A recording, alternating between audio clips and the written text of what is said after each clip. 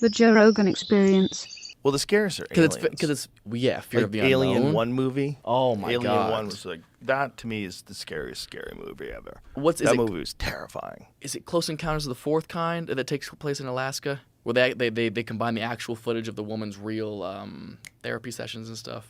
I don't know. I don't Jamie, think you I know saw what I'm talking that one. about? Close Encounters of the Fourth Kind? It's third or fourth kind. Which one's the original movie? Third kind. So this one's fourth kind. I'm almost certain. Probably wrong. I never heard of it. It's a really good movie. There's a woman up in I want to say Juneau, or no. What's the Nome, Alaska? And back in the day, she was she became famous because she claimed aliens were basically like showing up and abducting her and stuff, right? And eventually, her kid got abducted by aliens, or so that's the case, and they accused her of like killing the kid or whatever it may be. Like, obviously, nobody believes that this woman's son was abducted or daughter was abducted by aliens. So it's not they made a currently movie. available in our Yeah, I country? think it's What? like in Canada. I think it's showing up weird. You can only get it in Canada? I don't know. Go down to the what? That's strange. Interesting. But they have it's a movie about this case, but they splice in real footage of her therapy sessions she had to go to that she was going to while she was being abducted each night, and they do this. I don't really know how to describe it. This deep meditative state that makes you recall your dreams, and she's like describing all the things that were happening to her, these aliens, and she starts screaming. She starts like levitating up from the couch a little bit. Like it's creepy as shit. But it's a really good movie. It's my favorite abduction movie I've ever seen. And obviously nobody believes her. She runs into the one person. Oh yeah, like that old footage is like the real footage. Wow. So here's my issue with the alien abduction thing. Other than there's not like any real solid evidence that you could point to that's very convincing. It always happens at night. Mm-hmm. And it always happens during the periods where people sleep. And when you're sleeping, I'm not saying always. Okay, I'm sure there's some stories out there. I'm sorry. But most of the stories I've ever heard are people in their bed, they can't move, aliens abduct them, Paralysis. or they're in a car, the car stops, they wake up, aliens abducted them. When you go to sleep and you dream, there are psychedelic chemicals that your brain makes, and we don't know how much they're making. We don't know what effect that's having on your dreams. We don't know what is going on. What is going on with dreams? What is going on with vivid dreams? What is going on with dreams that they're indiscernible from real life and sometimes in a strange way.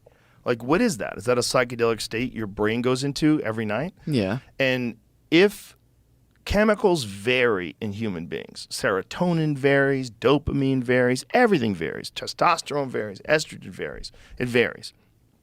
Wouldn't you just assume those psychedelic chemicals would vary?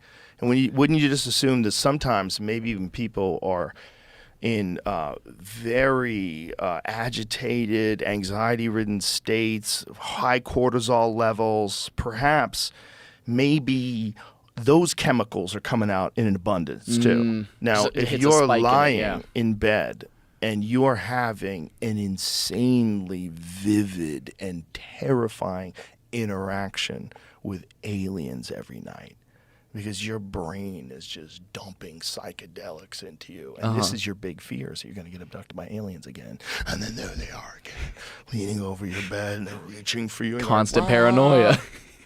and then here's the mind fuck of all mind fucks. Maybe psychedelics are a gateway to some other reality, some other dimension that's accessible by these creatures. I like this.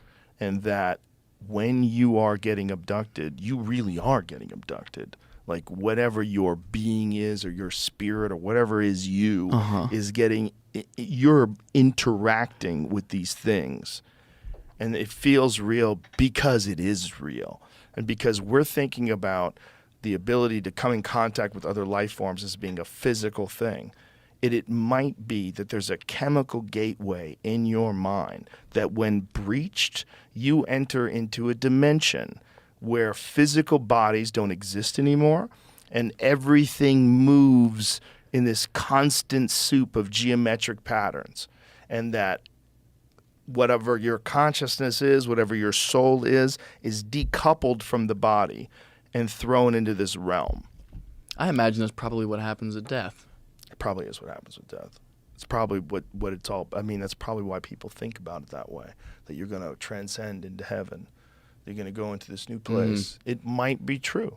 It might be like a lot of the old depictions of like what happens when you enter into a psychedelic state. I've heard this multiple times that it's like a well of souls, that you're interacting with souls that are like completely unattached to a physical presence. Yeah. And maybe you're getting layers and layers of that depending upon how fucked up you are while you're sleeping. And maybe some of those layers are, boom, aliens are in the room with you. Peeled back. Just aliens in the room with you. And maybe they can do that. Maybe they can visit you while you're in those states. Maybe that's what's happening too.